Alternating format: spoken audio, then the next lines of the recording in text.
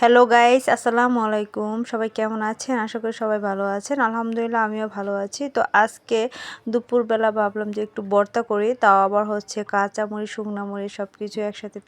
চাপা শুটকি ভর্তা যাকে বলে, জানি না কার কার এলাকাতে হচ্ছে কী নামে পরিচিত, কিন্তু আমাদের এলাকার চাপা। তো এই চাপা ভর্তার সাথে যদি এই পিঠাগুলো হয় মন্দ হয় না, অনেক ভালো লাগে। আর আমার পরিবার সবাই খেতে পছন্দ করে, সেই জন্য হচ্ছে চাউলের গুঁড়ো রোদ্রে দিয়েছিলাম, তো কালকে ভাঙিয়ে এনেছে।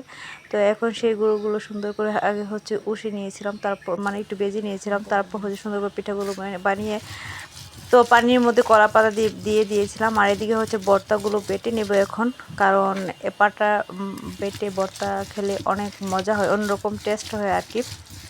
আর এই পিঠা যদি এই ভর্তা দিয়ে খাওয়া যায় তাহলে তো কোনো কথাই নেই, অনেক ভালো লাগে। তো জানি না কারা কারা এরকমভাবে খেয়েছেন, কিন্তু আমাদের এলাকায় এরকমভাবে খায়, অনেক মজা হয়। আর হচ্ছে অনেক পরিচিত আমাদের এলাকার। তো আমি পাটার মধ্যে বাড়তেছিলাম, তো আমার হাতের অবস্থা অনেকটা 12টা বেজে গিয়েছিল। তো দেখেন আমার পিঠা এখনও হয় নাই, কারণ একটু বেশি ভাপ দিতে হবে। আর আমি পানি ভর্তি করে দিয়েছিলাম, আর পানিটা যখন ফুটে উঠেছিল তখন আমি পিঠাগুলো সুন্দর করে ছেড়ে দিয়েছিলাম, তাও আবার কলা পাতা মুড়িয়ে। আর আমি সুন্দর করে এই পাতিলে যেহেতু ডাকনা নিয়ে, আমি হচ্ছে একটা বোল দিয়ে হচ্ছে ডাকনা ব্যবহার করেছিলাম। আর এখানে হচ্ছে আমি কালকে যেহেতু ঈদ, সেজন্য হচ্ছে আমি এই আদা রসুন পেঁয়াজগুলো সব কিছু সুন্দর করে হচ্ছে ব্লেন্ড করবো, সেজন্য হচ্ছে গুছিয়ে নিয়েছিলাম সব কিছু।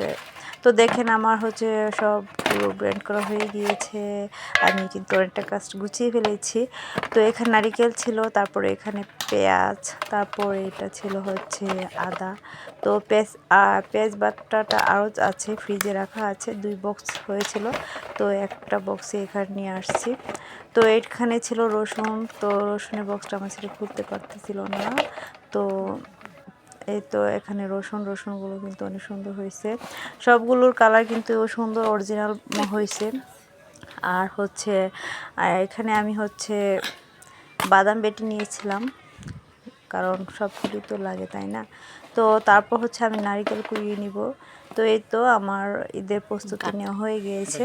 আর এখানে আমার ছোট ছেলে একটা পিৎজা বানিয়েছিল, তা আবার হচ্ছে ডিম আর হচ্ছে সোয়াবিন পেস্ট করেছিল, সেগুলো দিয়ে তো সুন্দর করে পিৎজাটা বানিয়েছিল, খেতে কিন্তু অনেক মজা ছিল। আর এখানে হচ্ছে আমের জুস বানিয়েছিল আমার ছেলে, তো আমের জুসটা কিন্তু খেতে অনেক ভালো হয়েছিল। আর এখানে পিৎজাটা রেখে তারপর হচ্ছে একটু ভিডিও স্কিপ নিচ্ছিল, আর পিৎজাটা সুন্দর করে কেটে তারপর সবাই পরিবেশন করবে, সার্ভ করবে আর কি। তো এখানে আমের জুস, তারপরে পিৎজা কেটে পিস করা হয়েছিল, আর শসা লেবুর সাথে খুব ভালো লেগেছিল, খুবই ভালো লেগেছিল। আগে কখনোই আমরা খাই নাই। তো আজকে এই পর্যন্ত, সবাই ভালো থাকবেন, আল্লাহ হাফিজ।